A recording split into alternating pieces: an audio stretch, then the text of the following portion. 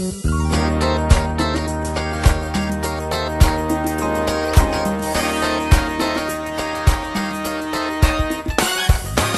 thank you so much for joining us on the Peet Reet Show. And a couple of weeks ago, we said we were talking about somebody who just did an incredible thing that we thought was amazing. I found him on the internet. Actually, we found each other on the internet through social media. Cameron Brown is from the Outback. Now, the story goes that you were at home one day, living a really nice life, and all of a sudden, across the street, your neighbor came running out screaming. What had happened? Yeah, that was it was back in May 2010. And I'd gone through a breakup of my own, so I'd been living a new life, and I was still trying to work out what I was doing next, and so I was going through some challenges of my own in that time. And the neighbor heard the neighbor screaming out, ran across another neighbor and I, and through the fence, she said, like, "Is everything okay?" And she said, "My son's killed himself." Oh. And we just looked at each other like with disbelief, because it was through the fence, we couldn't see. We ran through the house out to the backyard to find a mother with a son in her arms. Oh. And it's a blur, but it's clear at the same time. I have no idea how long it was that I was there for, because I went and looked after there were two little kids inside, and the realization there was like seeing the father come home and the look on his face, and then the grandparents come home as well. It was just an experience for me. I can't even begin to imagine what they went through.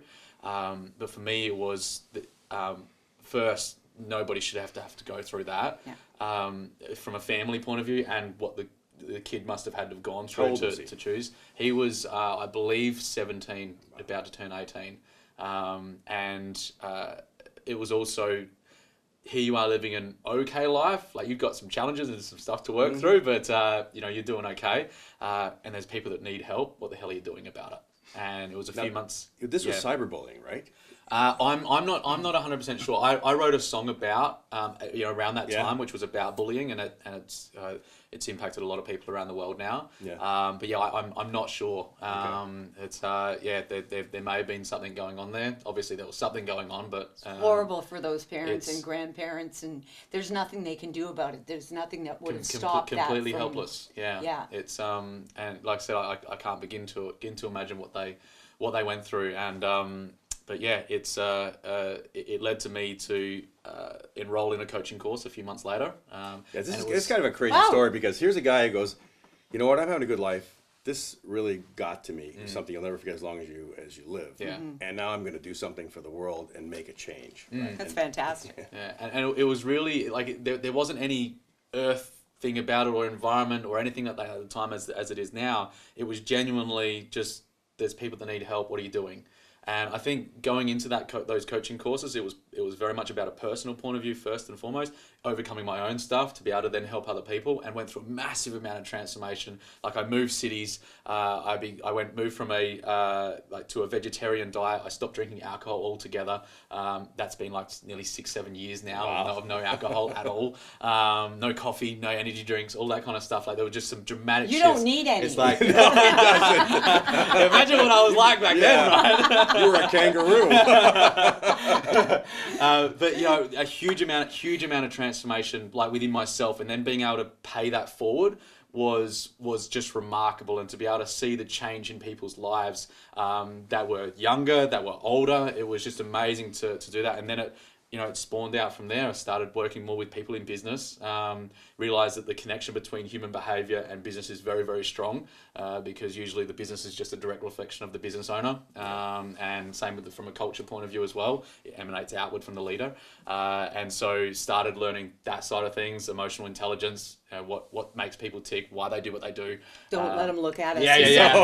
He said emotional intelligence. Yeah, so you're very, very poor. And he's reading our minds. I like to switch off when just doing this and just roll with it. So good. So you're all good. So what's the key? What's the key to people fulfilling their dreams and truly understanding their worth? Because a lot of people don't understand their worth. Don't understand they can go where they want to go. They can dream and do what they want to do. What's the key? A lot of people don't know how to. Yeah. That's a big thing, I think, is they just don't know what to do. Yeah. And I think, so a couple of pieces about what to do. One of the things that I've gotten people to do recently is an exercise which is, rather than focusing on what you're going to do next, focus on instead how you want to feel next.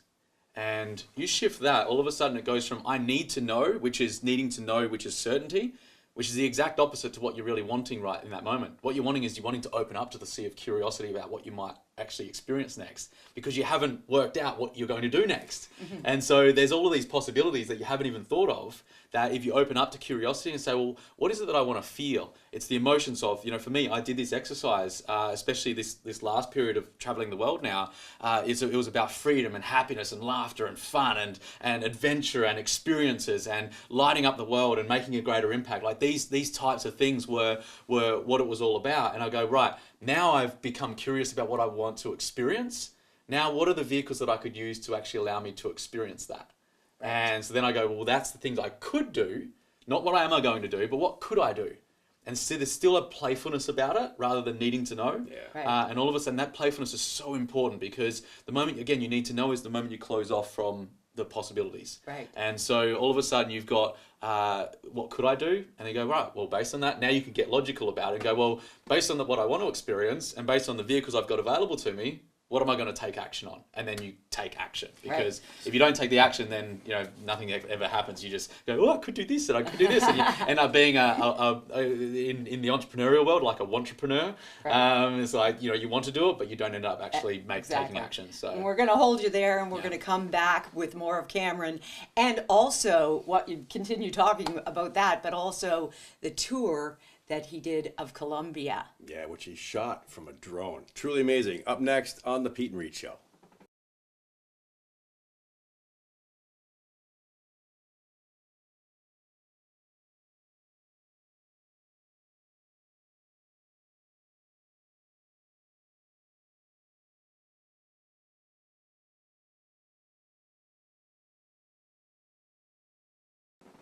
Hey, welcome back to the Peet Reet Show. Cameron Brown from the Outback all the way up here in Canada.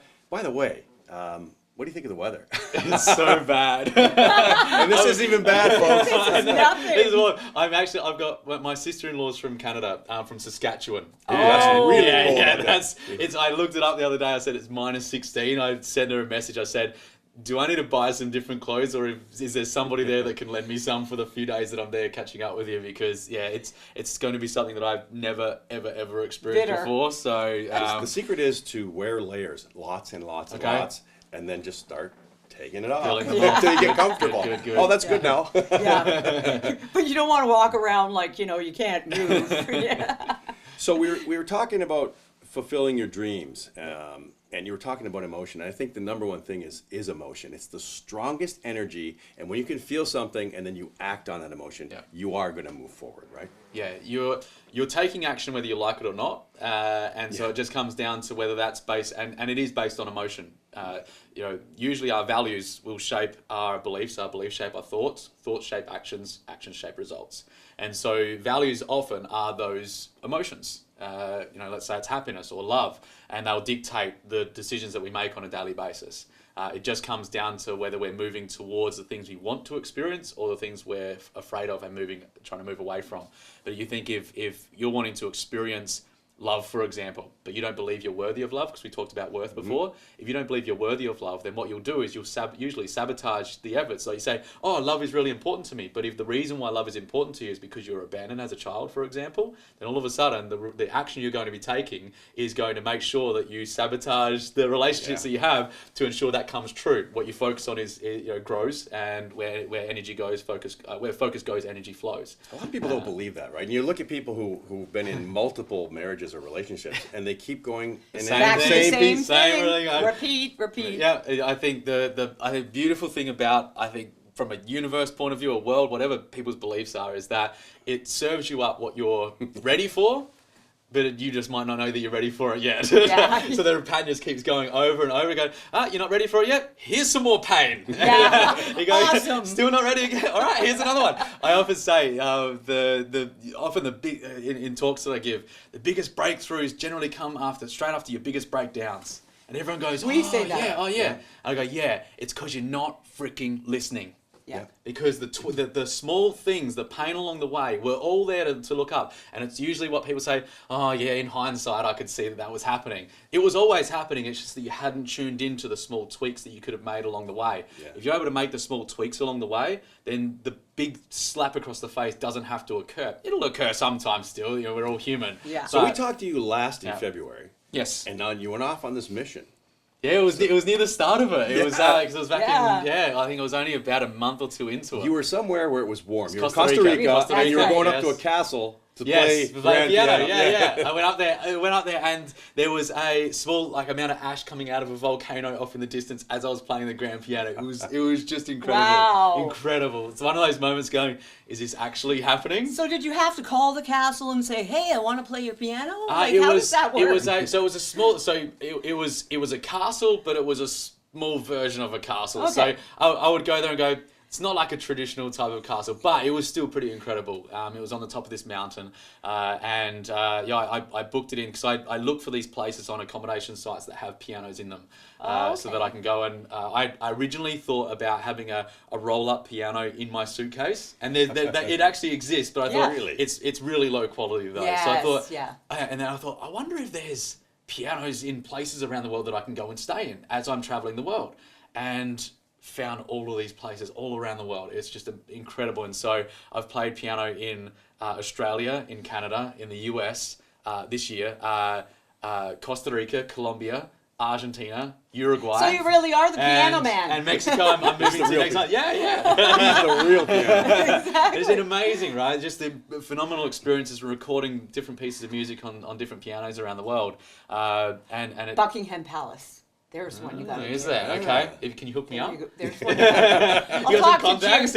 I'll talk to Jim. He Okay, cool. had dinner with the Queen. Oh, that's awesome. All right, so you were in Colombia, and did you do some talks there as well? I did two talks, one at a university with kids and one at a place that they just recently discovered petroglyphs, cave drawings, and it was a talk to these really young kids. They were doing this program of talking about why sustainable tourism is so important in the area versus the way that it could go. This was on the border of the war that had happened, civil war for many years there. So there's just destruction that has happened in that region, but there's a lot of peace there now.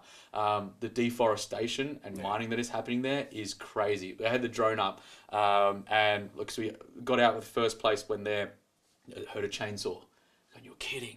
We got the drone up and we've got footage of a tree just going down like that. Huge trees. But they're getting cut down at a rapid rate because that's their income source in terms of, one, from the wood, from the timber, but also from showing that they can utilize the land for a number of years. They can own that land then.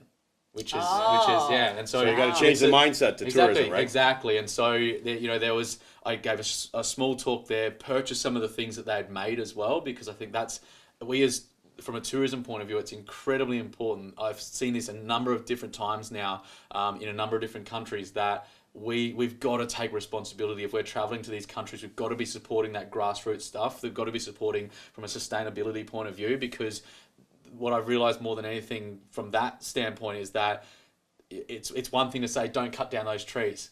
It's another thing, though, to say, well, what's my alternative? Right. What's the alternative? How am I going to provide for my family? Yeah. Yeah. I'm not going to make a living. Yeah, and when we look at it like that, we've got to take responsibility for how we come to different countries and how we support different And I initiatives. think we, too, that sit up here and live in beautiful places in North America have to realize that those forests affect our lives and our Absolutely. environment. And it's Absolutely. truly important to all of us Yep. around the globe. To keep them. Yeah, we got to take a quick break. And when we Yeah. come back, we're going to see some of that footage on Yeah. the Peet Reet Show.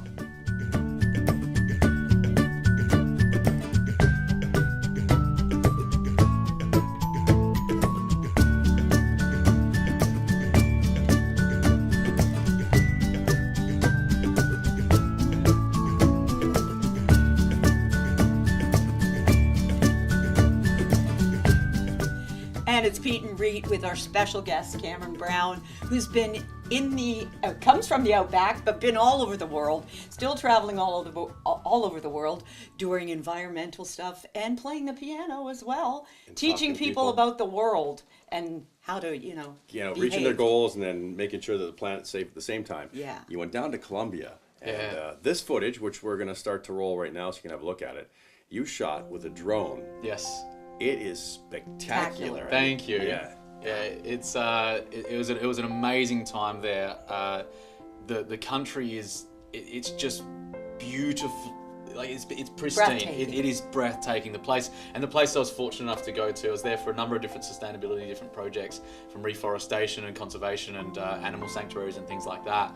Well, we're looking at some of it now. Yeah, It's gorgeous. Yeah, and the some of the waterfalls were a long way away, and it was some of the most difficult. One we're seeing now, it was the most difficult. Footage that I've captured, because I had to fly. It was like 2.7 kilometers away, and then maneuver it in between different trees. And so it was absolutely incredible to do. It's reached at as we're having this conversation, about 625,000 organic views on Facebook. I mean, look at that. That's spectacular. I mean, I want to be tied to the drone. I'd love that as well. Like a big, humongous drone that would carry a body. Yeah, absolutely. But it really, I highly recommend going and checking it out. But the challenge with Colombia now is because there's a lot of peace in the region, there is a lot of risk of these pristine areas being affected in a negative way. Beaches. And so it's going to be really important to protect it in the years to come. It's an interesting time. There was an amazing, heartwarming experience and heartbreaking at the same time. And I think that contrast is what has increased my commitment to the environment as well as people.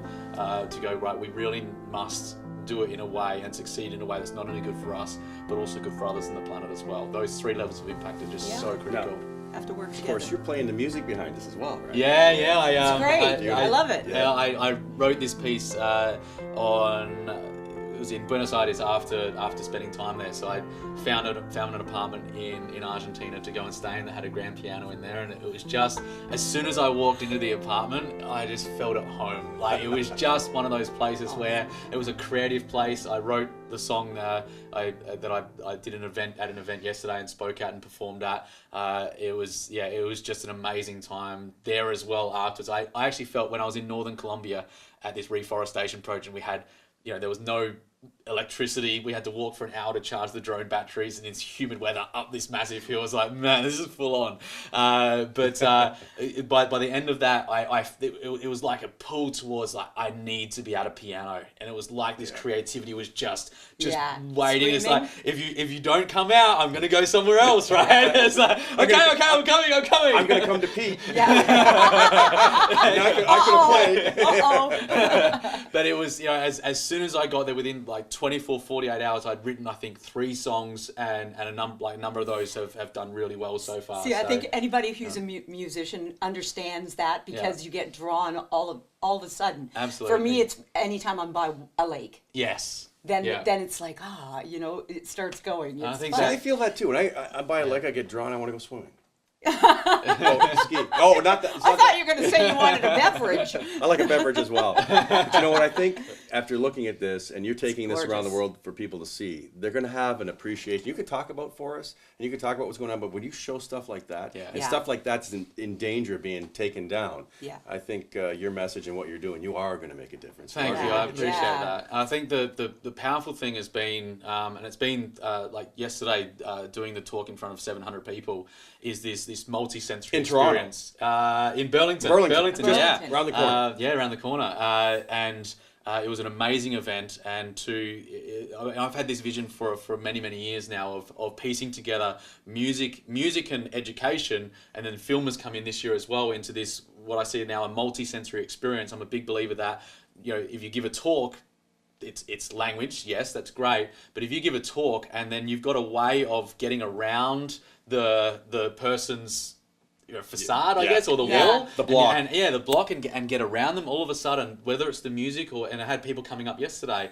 saying how much it moved them, and I go, this is perfect, because having that multi-sensory experience all of a sudden allows it to tell a story in a way that talking alone cannot. So, right. Well, music does that, right? You have music that makes you sad, happy, whatever, right? Yeah. Brings back a memory from years ago. Absolutely. Whatever. Yeah. You hear a couple of words from the song, and you go, you're how like, do I remember that right song? there. Yeah, right there. Absolutely. So it's incredibly exciting. You know what you need to do? You need one of those big screens, that they have, the humongous screens with that, your pictures So on this it. this is what happened And- at the event yesterday. And then like, you know, those massive ones that 3D and just like, it's the 3D. I love that. So Right? yesterday at like the event was, so I had the grand piano on stage and the screen, I don't like maybe 10 meters across. Oh wow! Like it was like it's in the Performing Arts Center there. Yeah, oh, yes. And like it would have been about that at that distance. It Yeah. was huge. I'm so looking forward to the footage, like the video footage that was filmed there,